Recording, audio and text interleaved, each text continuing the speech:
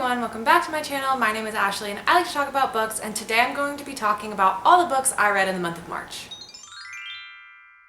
This was definitely a lighter reading month for me. I have just been sort of slumpy recently and having trouble getting into books as much. I still read quite a bit, but not as much for what I usually read. I also wanted to note here at the beginning of the video, what I usually do in my wrap-up videos is count a tally of the total number of books I read, subtract that from my total physical TBR number, talk about books I added to my TBR, add that number to the total, talk about books I unhauled or DNF'd. I just try to make it very mathematical, and I've decided I'm just gonna stop doing that because I'm losing track of the numbers. I've been doing larger unhauls recently, and then it just gets really confusing, and then I'm adding books and subtracting and reading and DNFing, and it's just all over the place. So I'm gonna stop trying to keep up with that number, but I will continue to try to read books to decrease the size of my physical TBR. So with all that being said, let's just go ahead and get started and start talking about all the books I read this month. So the first book I want to chat about is A Court of Thorns and Roses by Sarah J. Maas. I actually did a whole reading vlog for reading this book for the first time, so if you've missed that, I will link that above and down below so you can go check that out. But this is a very highly talked about fantasy series in the book world, and I was getting extreme FOMO from not having read it after all of these years, and so I decided it was time to give it a shot.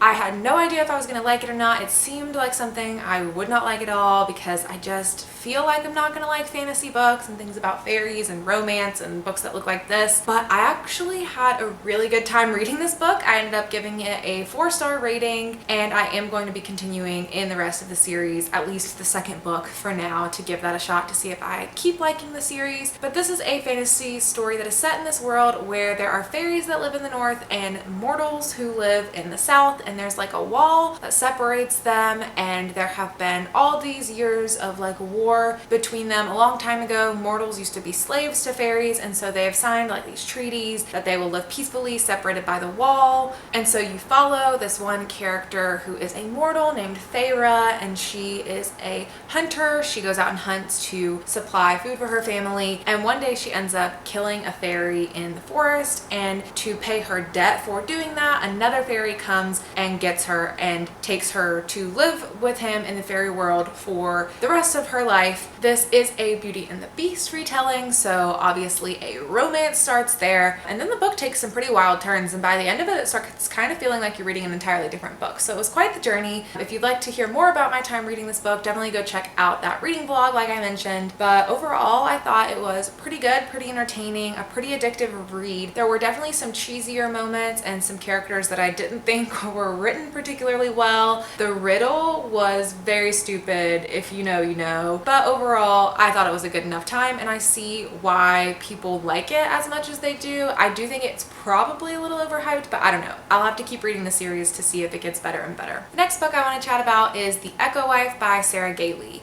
This was one of my most anticipated books of the year. It is a sci-fi thriller about a clone, and I just thought it was going to be a super good time, but I was pretty let down by this book. I think the main thing that happened when I was reading this book is I set all these expectations in my mind of what I thought this book was going to be, and it was something entirely different, and then I didn't have a ton of fun reading it. So what this book is about is there's this woman who is an award-winning scientist who has been doing work about cloning and genetics and such, and she has a clone of her that is made who starts having an affair with her husband, and then the husband ends up dead, and they both come together to clean up that mess, and then things happen from there. I kind of wish the synopsis didn't tell you the husband ends up dead, because it doesn't kind of happen for a while, but I mean, it's technically not a spoiler if it's in the synopsis, but I think that would have helped make the story a little more interesting had you not known that going in. But what I thought this book was going to be about was something really, really thrilling and fast-paced and interesting with the clones and lots of twists and turns and not knowing who's who and having tons of secrets come out, and just I thought it was going to be this really fast-paced adventure story,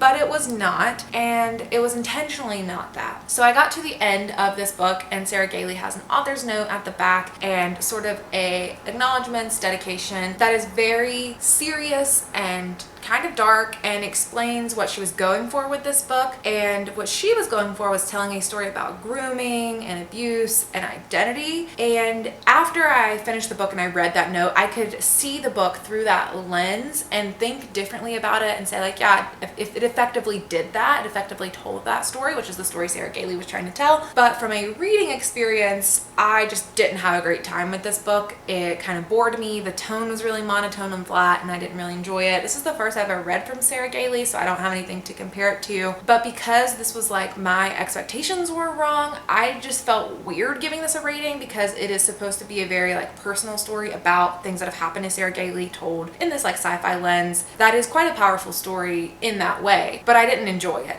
because I thought it was going to be something else. So I'm just gonna leave this at no rating for now. I am interested to hear more people talk about this book, especially if you have the right perspective going into it of knowing what it's gonna be about. Haven't really heard a lot of people talk about it yet. It is fairly new, but I am excited to keep reading more reviews about it. Next up, I have Shipped by Angie Hockman. This is a romance story that is said to be The Unhoneymooners meets The Hating Game. I have read The Unhoneymooners and I love The Unhoneymooners. I have not read The Hating Game, but because I really love The Unhoneymooners and I know how many people love The Hating Game, I was really excited for this romance and it did not disappoint. So this is a story about these two co-workers who are competing for a promotion. They work at a marketing agency that does marketing for travel and cruise lines and stuff. And so as part of the competition for who's going to get the promotion, the boss sends them on this cruise that they do the marketing for and says like, okay, both of you go on the cruise and then figure out some kind of marketing plan that you're going to use to promote the cruise and attract more people. But the thing is,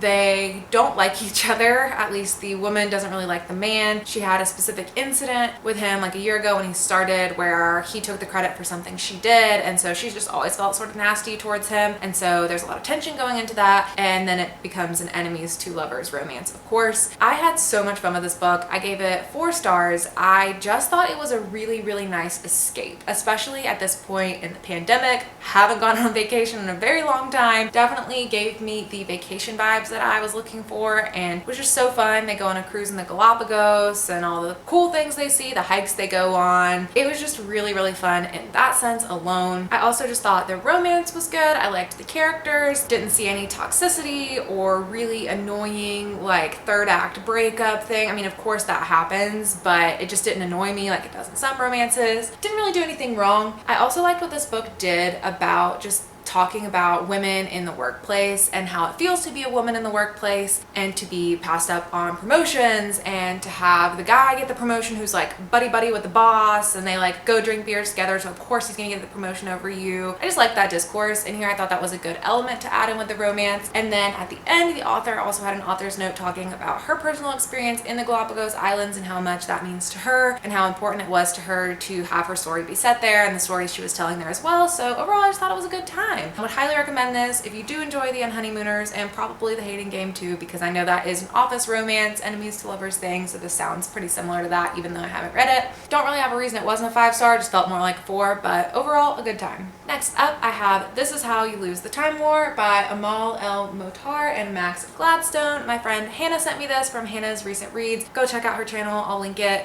down below so you can go check it out. She's so nice. But I was so excited for this book. It's been on my list for a very long time. I just knew it had something to do with time loop things or like time travel, there being something to do with time, like sci-fi element and a love story between these two women. So I was just stoked for this, but then I started reading it and I was so confused. I have heard people say this is a very lyrically written novel and it is challenging to understand as you're reading it. I have heard Cindy from the channel with Cindy talk about this book, and she said that she read every single chapter twice as she was reading the book to understand it, but I assumed that was just because it was like flowery and beautiful. I sometimes enjoy that in books, but sometimes I will just kind of like skim past that a little bit and not worry too much about understanding everything that's in it. So I wasn't too worried about it. I was like, oh, that'll be fine. Like I can handle a book that's written really lyrically and flowery. I'm either really gonna love that element of it or I'll be able to just like skim through it to get the meat of the story. But this is like a whole different level of confusing. Like I didn't know who the characters were, what the world is. You never understand the war that they're in, really why their sides are their sides, what they're fighting for, what they even are. One of them seems like they're not even like a human, like they're built from like the garden, and I'm like, are you a plant-based thing? What are you? I don't even fully understand. So with that being said, It wasn't the most enjoyable reading experience as I was reading the book, but once I got about 60% of the way through, I felt like I was starting to get a good enough grasp on the story and start caring about the characters, and then I did enjoy the way the rest of it played out. It's a very short book, so you can read it pretty quickly. I read it all in a day, but it definitely is a book that demands a reread. I'm going to have to read this again to fully grasp it. I think a lot of people say that. Knowing where it ends, I feel like it will be easier to go back to the beginning and see it all again. I just realized I never told you what this book is about, so let me explain that very quickly. There are these two sides of this war, and these two women agents who fight for the sides of the war. There's red and blue is what they call each other, and they communicate through letters through time to each other as they're fighting this war, and then they develop feelings for each other, like an attachment to each other, I guess, even though they're on opposing sides of the war. And I think this tells such a freaking beautiful story once you figure out what it is. Once you understand the story, it's really good. So I initially am giving this like a 3-star rating, but I think I'm gonna have to read it again and then it'll probably boost it up a little bit. A lot of this story is told through the letters that they write back and forth to one another, and they're not just letters, like they write them in very interesting ways. It's very sci-fi in that way, where they like hide these letters in like a drink, and so like as she's drinking the drink, she can like understand the letter that was left for her, or like inside the guts of an animal is a letter. So it's very metaphorical, I guess, in that way, or scientific or futuristic, whatever it is that you want to say. And ultimately this book is really about how these two characters come to care for each other and don't even really understand or care about what they're fighting for on these opposing sides of the war, that they care more about the humanity of each other, which is really, really beautiful, and I really loved that. So like I said, I will be giving this a reread eventually, but I do recommend it. Just know it is very confusing.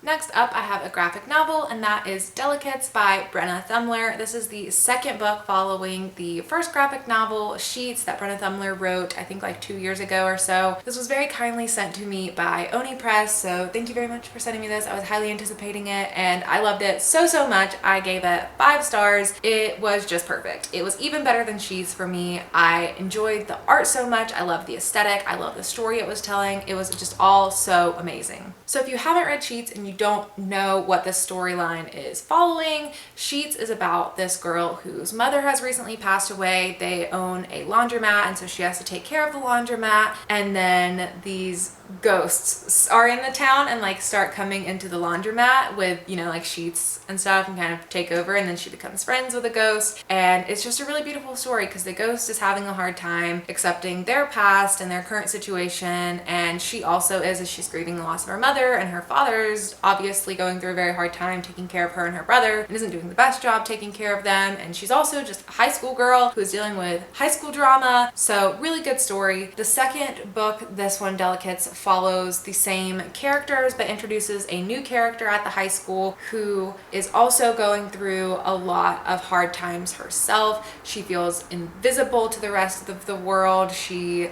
gets bullied a lot. She feels like a ghost herself, and she's really obsessed with ghosts and ghost hunting and trying to capture images of ghosts. And it follows her story as she's going through high school. You still get the main character who ends up having a relationship with her as well that changes throughout the story because now she's part of the cool girls, and you know, there's the tension between being part of the cool girls and wanting to be popular, but also seeing this person who's suffering and not knowing how to connect with them. Our main character also is struggling with her identity and where she belongs, and she's trying to be part of these cool girls, but she also has her ghost friend Wendell still back at the laundromat and all the ghosts, and he just wants to spend time with her and hang out because she is his best friend, but she's too preoccupied with her life. And so it's just this really good heartfelt story that tells the story of what it is to feel alone and like a ghost and invisible, and to just be a teenager and be trying to navigate all of these challenges in general. So I really love this. I really love the art style. I love the story. I thought it was even better than Sheets, and I can't wait to see what Brenna Thummler does next. Next up, I have another one of my most anticipated reads of the year, and that is Klara and the Sun by Kazuo Ishiguro. I have never read from this author before. I know they have won a Nobel Prize for their literature in the past, so I was highly interested in this one. I thought the storyline sounded most interesting to me out of the books that they have so far, so I wanted to try this one out since it was the new book that was coming out this year. This story follows Klara, who is an AF, an artificial friend, basically a robot, and she is in this store, and all she wants is to be purchased by someone so that she can fulfill out about her duty of being a friend, being a companion to someone, and finding that person that's going to be the right fit for her. Ultimately, Klara ends up getting purchased by this one young girl who visits the store a couple of times, and then it follows her experience living with that girl and her family and coming to understand humans and human connection and relationships and basically just what it is to be a human and the complex emotions that humans feel. I really thought this was a very beautiful story. I really liked the concept. I liked the basic idea of it and I liked the basic story of it, but as a reading experience, it was kind of boring to read. It is from the perspective of this artificial friend, this robot,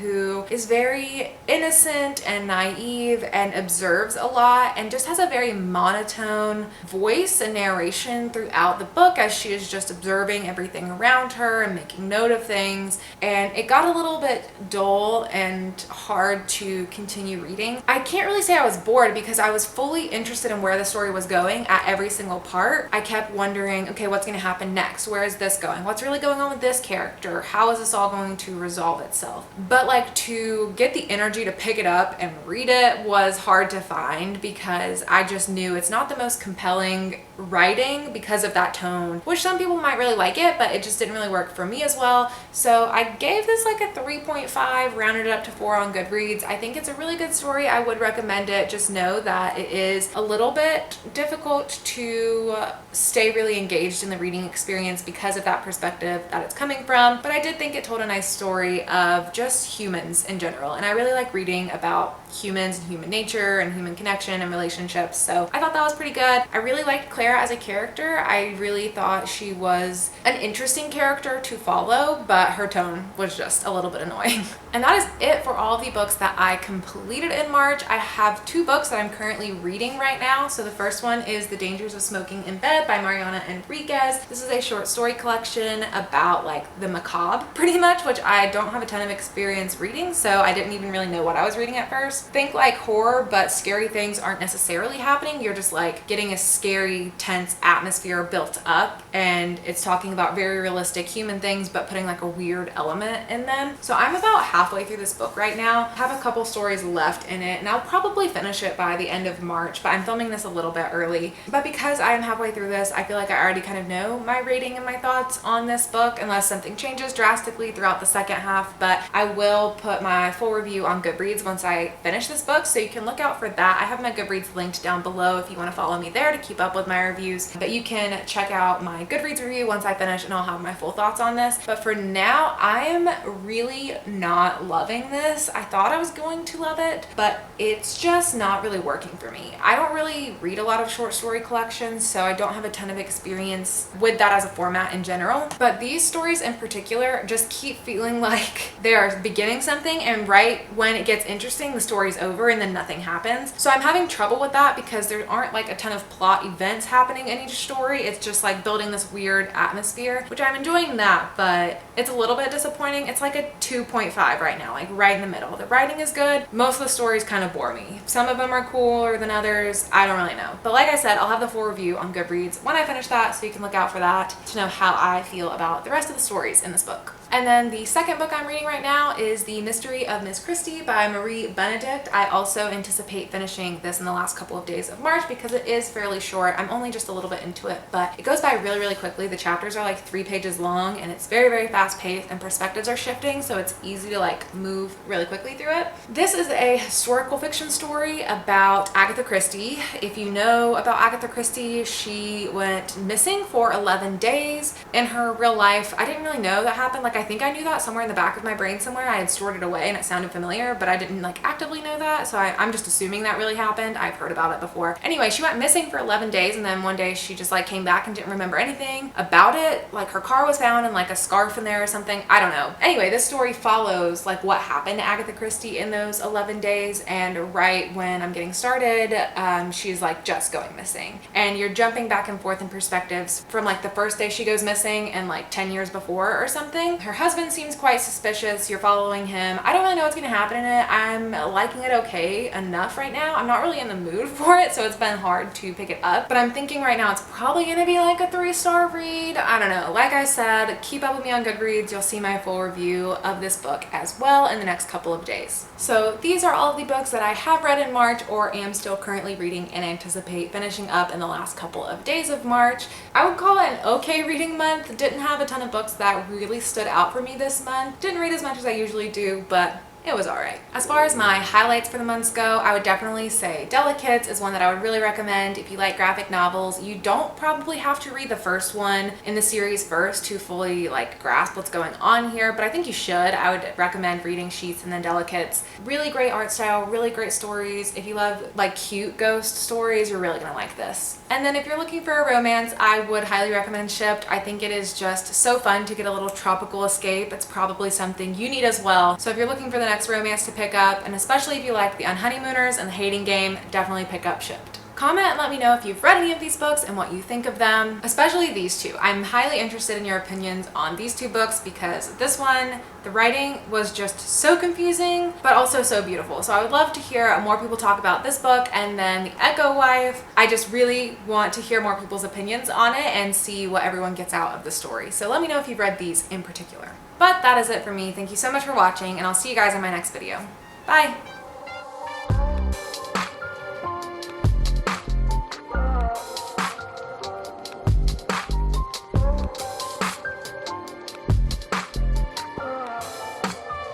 What?